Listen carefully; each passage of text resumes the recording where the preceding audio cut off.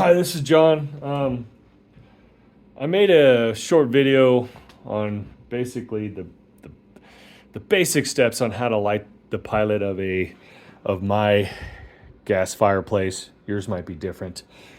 So, like I said in my other video, and for this one here, if you just have no clue how to even light a pilot, may want to start with that other video.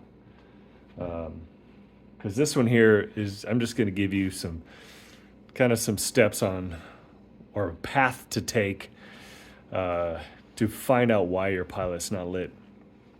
I've already had to delete a bunch of attempts, video attempts to explain what to do, but it's really a very challenging thing to explain unless you're really mechanically inclined to explain what to look for and what you may have to do. So I definitely give a lot of caution on if you're really looking for something basic, it's going to be difficult to do that once, if you have enough experience or confidence to just do the basics of lighting a pilot and it's still not lit, it could be challenging from that point on. So just take caution on how far you want to go to get this thing working, okay? So like I said, if you just want to know how to light gas fireplace, then just check out my other video. But like I said, you're dealing with gas and fire, so be extremely careful.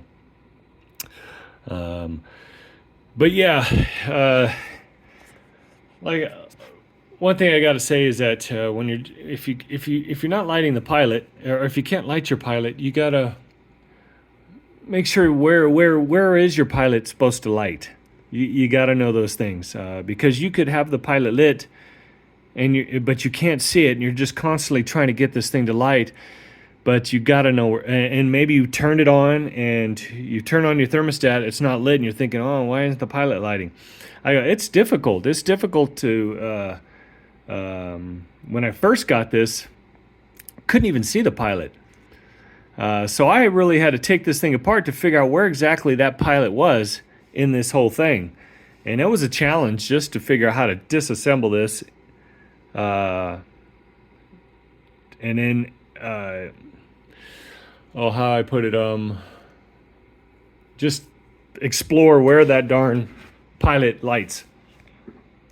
I had to take the top off, and at first it was challenging. I never worked on one of these things before. I started trying to figure out how to take off the sides, and then I realized there was just two little levers that just kind of moved, and then the door slid down. Now this thing's extremely heavy, so everything you do, you got to really have a good grip on it. And then I was able to take everything out and say, oh, there's my pilot. And so that's how I was able to troubleshoot it. I had to have basically everything out of here. Like the door comes out or down.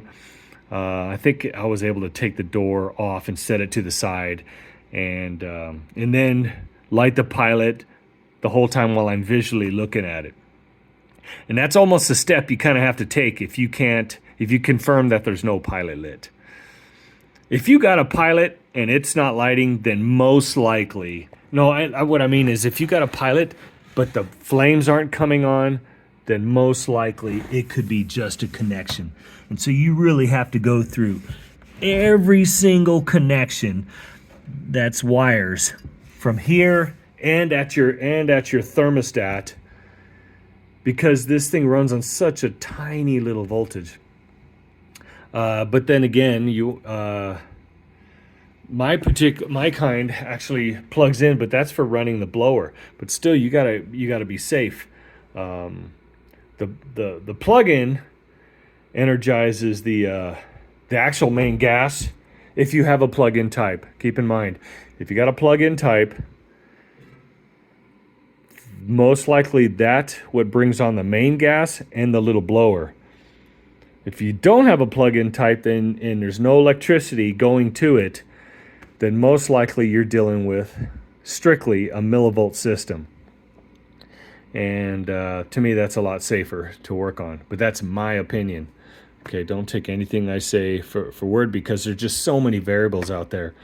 Yeah, I'm just speaking from experience and relaying this to someone that's looking at this video that has a great deal of experience too. So it's all at your own risk on how far you go. Just trying to make sure you're safe if you're watching this video. But if you're but anytime you, even if you have a plug-in type, if you have the plug-in type, definitely unplug it. Go through every single connection, all the wires, especially at your thermostat, because most of these systems, just even one bad connection, it just will not work right.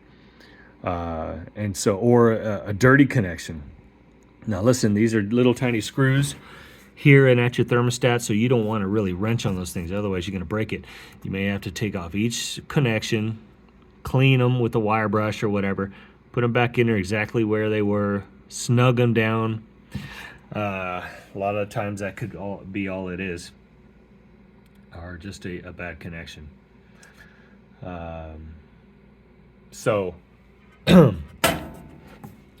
you confirm all your connections are good, and you're still not getting the main burners on, then yeah, there's not much I can do after that for you, because then it's going to require taking a voltmeter and checking your voltage and this and that, and that's just going to take it to a whole nother level. But really what I had to do was I had to open this door, take the top off, open this door, remove everything out of here, go through the sequence of lighting the pilot, seeing where the pilot was, seeing if it would light on its own, and then carefully placing, and then doing a proper cleaning and adjusting where the spark is supposed to hit the hood of the flame, and then putting everything back in there in a way to where that pilot's not going to get disturbed or things blocking it in any way, and try to make it to where when I put all these little things in here to help give it a natural fire look, that it's not going to block that pilot from me seeing it, because I think it's very important that you are able to see your pilot just sitting in there, because if you can't see that, then you don't even know if your pilot's on. So this may not be the best video if it gets too involved, because it really is kind of a challenge if you've never worked on it, on one of these. There's so many steps. Even though this is a very simple system, it's about getting access and being able to visually see everything and stuff. But let's say your pilot's not working, and you'd have to most likely take everything out of here. You push in to light the button that's for pilot, and gas is supposed to come out. If you don't smell gas or don't hear it, then there definitely could be something blocking that little it's usually like a small little aluminum tube, smaller than your pinky, or at least my pinky, that goes to that pilot, and there could be something blocked in there. I mean, it could be so tiny. And so then it gets involved. Then you got to take the pilot assembly apart and look at that, and things like that. But yeah, things that I always look for: smelling gas, looking at the spark to see where the spark's hitting, and things like that. But like I said, I'm trying to throw out a couple ideas, but I know it's going to get involved if it's not something simple, And there's really not too many simple things it could be, other than a loose connection underneath here, or loose connection at your thermostat.